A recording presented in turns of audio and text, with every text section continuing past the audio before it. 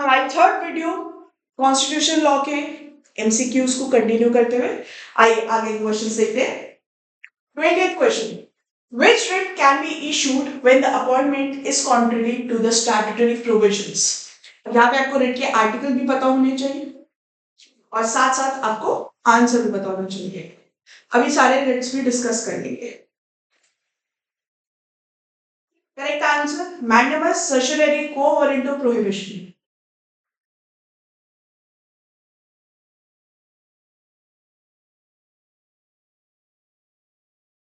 कौन सी writ issue करी जा सकती है when the appointment is contrary to the statutory provision?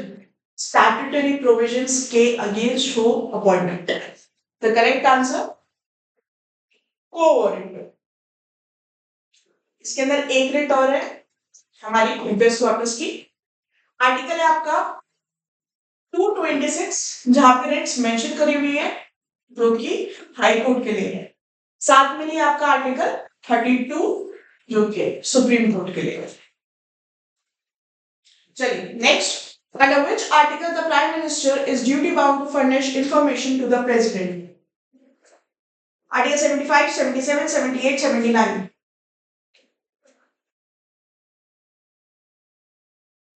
कौन से आर्टिकल के अंदर prime minister is duty bound के वो प्रेसिडेंट को इंफॉर्मेशन दे? करेक्ट आंसर बताइए।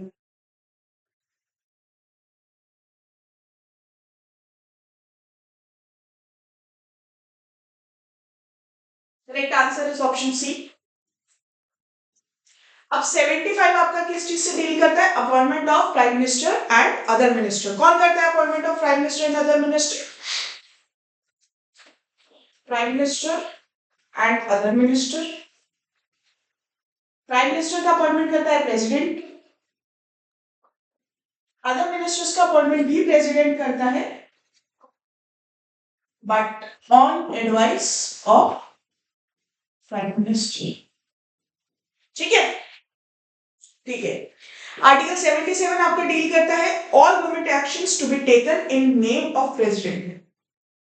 All government actions to be taken in name of president. ठीक है। और उसके बाद आपका आर्टिकल 79 डील करता है बाय कैमरल प्रोसीजर, यानी कि इसको याद वैसे बाय कैमरल से करें। अगर आपसे पूछा जाए कि हाउसेस जो है वो कौन से आर्टिकल के अंदर एस्टैब्लिश होते हैं तो वो लोकसभा राज्यसभा यहाँ आर्टिकल 79 में एस्टैब्लिश होते हैं। चलिए next question, which one of the following statements is not correct? A, the election commissioner cannot be removed from their office except on the recommendation by chief election commissioner. B, in case of difference of opinion amongst the chief election commissioner and other election commissioners, the matter is decided by the law commission. C, the chief election commissioner and the other election commissioners enjoy equal powers. D, the term of office of an election commissioner is 6 years from the date he assumes office or till the day he attains the age of 65 years. कौन सा है इसमें से correct answer बताइए।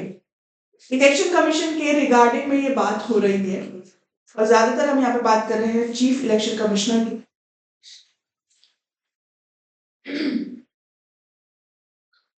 The correct answer is B. In case of difference of opinion, जब chief election commissioner के बीच में और बाकी इलेक्शन कमिश्नर्स के बीच में अगर इशू आता है तो मैटर लॉ कमीशन डिसाइड करता है।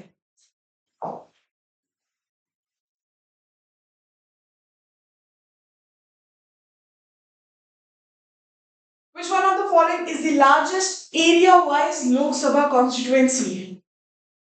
ये एक ऐसा क्वेश्चन है जो आप कॉन्स्टिट्यूशनल जीके में पढ़ते हैं बट ये आपसे पूछा जा चुका है और इसका आंसर आपको पता होना चाहिए। The correct answer is Ladakh. Area wise सबसे बड़ी लोकसभा कॉन्स्टिट्यूएंसी लद्दाख है। 27. A resolution passed by Council of States under Article 249 empowering Parliament to legislate on state subjects in national interest remains in force for a period of resolution की बात हो रही है यहाँ पे पास बाय काउंसिल ऑफ स्टेट्स। कितना time period दिया जाता है रेजोल्यूशन को? 1 year, not exceeding 1 year. 28. Last question. The Supreme Court was established in, फिर से आपका कॉन्स्टिट्यूशनल जीके का क्वेश्चन, कौन सी ईयर में एस्टैब्लिश हुआ है सुप्रीम कोर्ट? 1950. बाकी के क्वेश्चंस नेक्स्ट वीडियो के अंदर कंटिन्यूड है. All the best.